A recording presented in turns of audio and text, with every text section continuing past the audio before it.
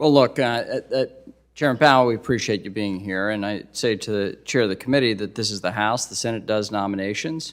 If we wish to have an opinion and direct the Senate, we should go run for the Senate. We have the Fed chair here at a time of unprecedented economic conditions and a war that's happening. I think we should stay focused on that. Chair Powell, thank you for your leadership. Thank you for your steady hand and your approach over this quite tumultuous first term of yours, and congratulations on your nomination and the expected confirmation of your second term. As we all know, the Financial Services Committee Republicans have offered and requested that the Biden administration not approve the $17 billion in an International Monetary Fund special drawing rights for Russia's reserves last year. My hope is that my Democrat colleagues will withdraw their support for $60 billion in additional reserves from Moscow in this year's omnibus that is being negotiated right now.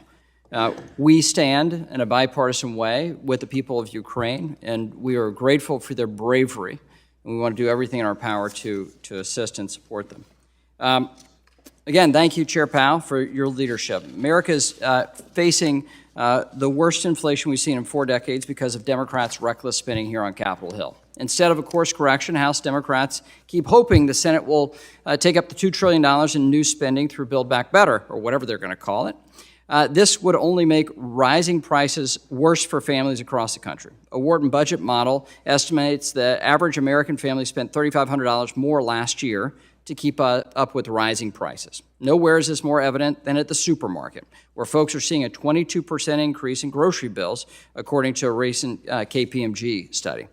For a family of 4, this can mean choosing between groceries they need and saving for their child's education, their retirement, or even a home. The American people should not have to mortgage their future because of Democrats' love of more government spending to give them the illusion of prosperity in the moment.